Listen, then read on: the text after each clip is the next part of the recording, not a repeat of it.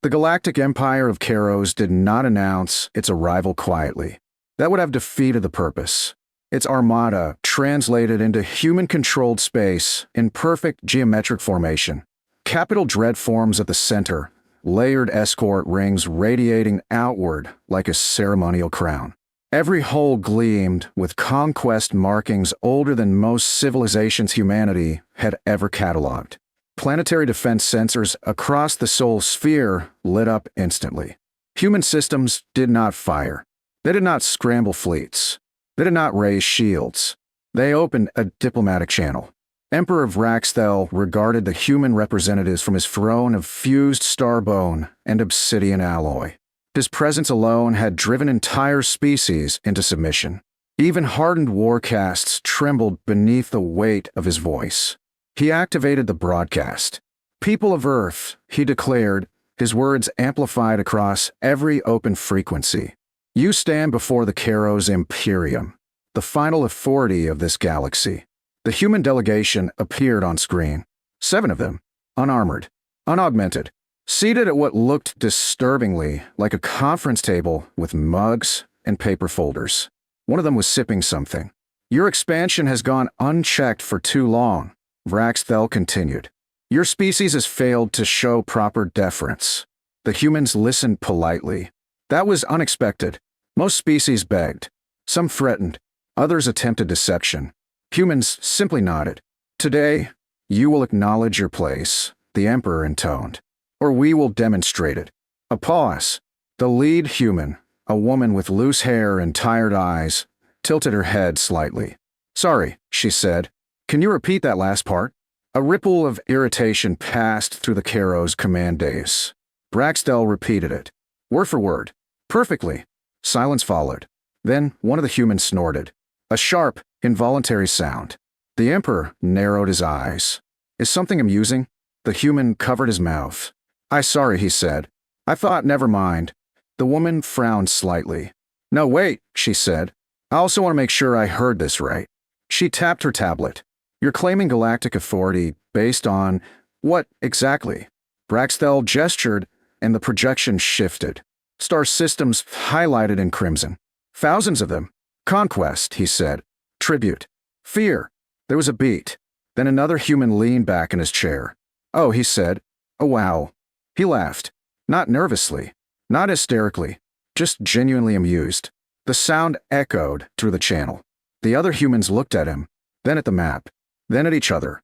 And suddenly, one laugh became 2. Then 3. Within seconds, the entire human delegation was laughing. Hard. The Emperor's chamber went dead silent. Karos admirals stared in disbelief. No species laughed at the Imperium. Ever. Silence. Braxtel roared. The laughter tapered. Not out of fear, but courtesy. The lead woman wiped her eyes. "Okay," she said, exhaling. "Solve the... That's on us." She straightened. "It's just, we thought this is a first contact simulation." Braxtel leaned forward. "This is no simulation." "Oh," she said. "That's worse." The laughter started again, weaker, restrained, but still there. A Karos war captain hissed.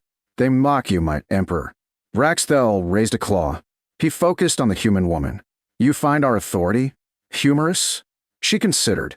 "I find your assumptions humorous," she said. "Explain." She gestured to the star map. "You're basing supremacy on how much territory you've taken," she said.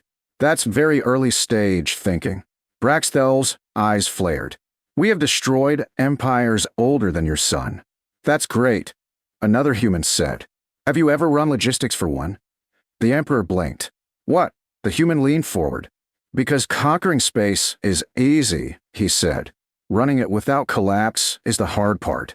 Braxtel felt something unfamiliar. Not fear, confusion. The woman nodded. "Let me guess," she said. "Your outer sectors are already rebelling. Your supply chains are fragile, and half your tribute worlds are one famine away from open revolt."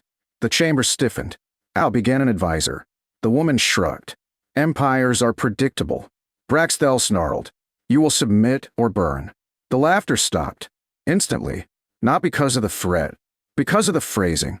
The humans exchanged looks. The woman sighed. "Okay," she said. I think we're past the funny part. She leaned closer to the camera.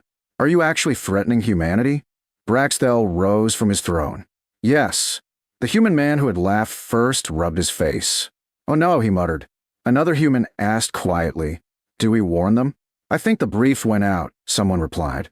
The woman nodded. Right. She looked back at the Emperor. Just so we're clear, she said.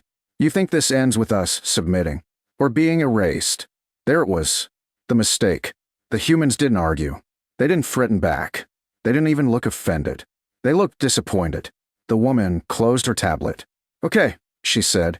Then this meeting is over. Braxtel frowned. You do not dismiss us. She smiled faintly. We just did. The channel cut. The Emperor turned to his advisors. Track their fleets, he commanded. Prepare demonstration strikes. An officer hesitated. My Emperor, human fleets are not mobilizing. Then they accept their fate. Another officer interrupted, voice uncertain. They're issuing internal alerts. What kind? The officer swallowed. Civil preparedness, economic insulation, and contingency humor protocols. Braxtel stared. What does that mean? The officer hesitated. I believe, he said slowly, that humanity did not take the threats seriously. The Emperor clenched his claws. Then another alert arrived. Human networks were broadcasting the encounter, publicly, with subtitles, and a title. Alien Empire threatens Earth, rates itself.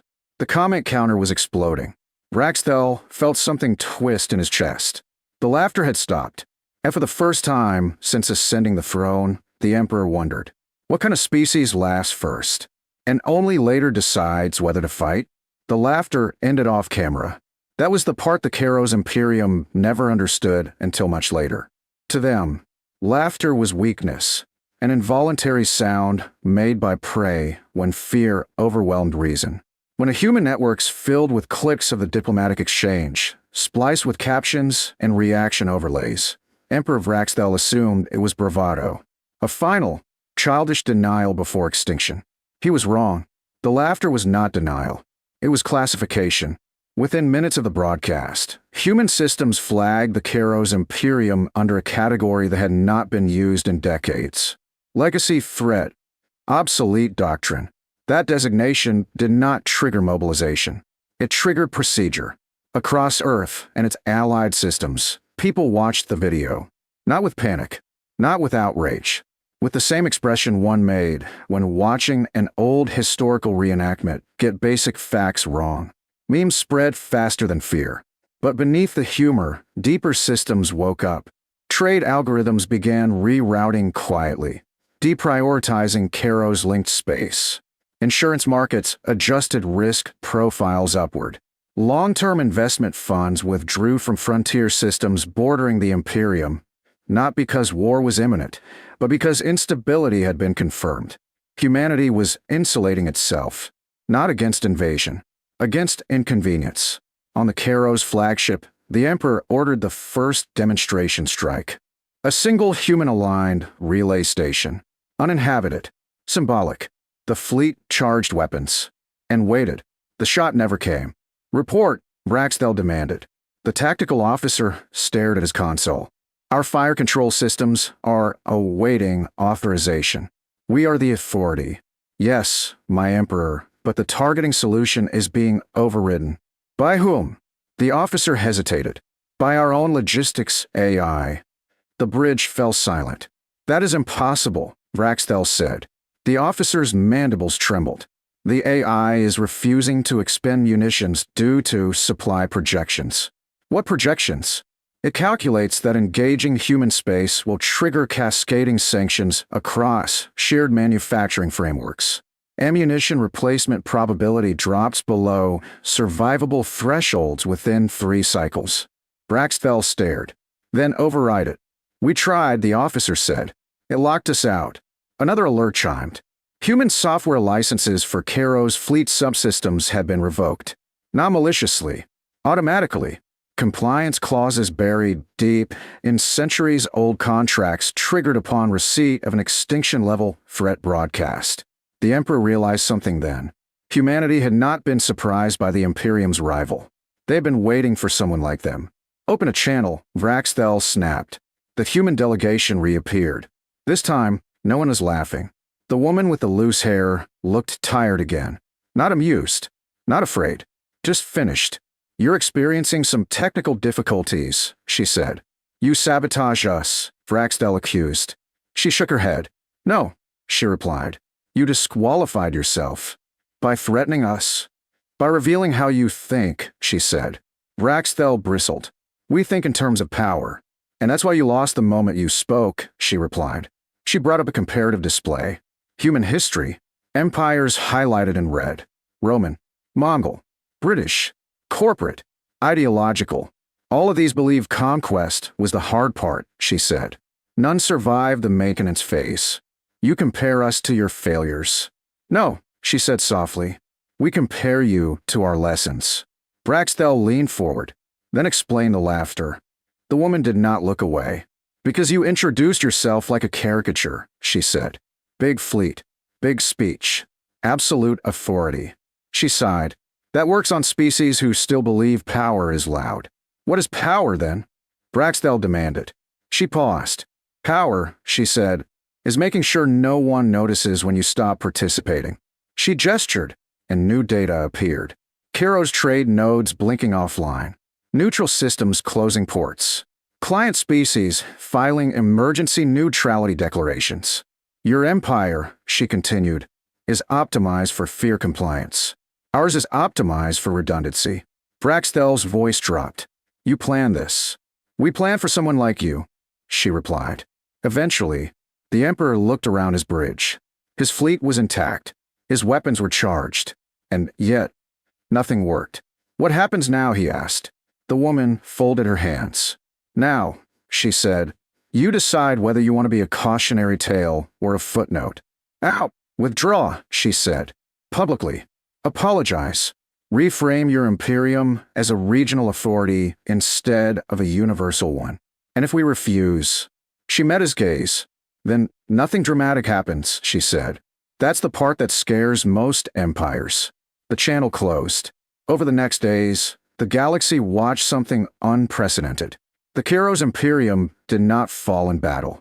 It shrank, territory by territory, worlds renegotiated status. Not rebelled, renegotiated. Trade partners withdrew. Vassals found alternatives. Supply chains rerouted.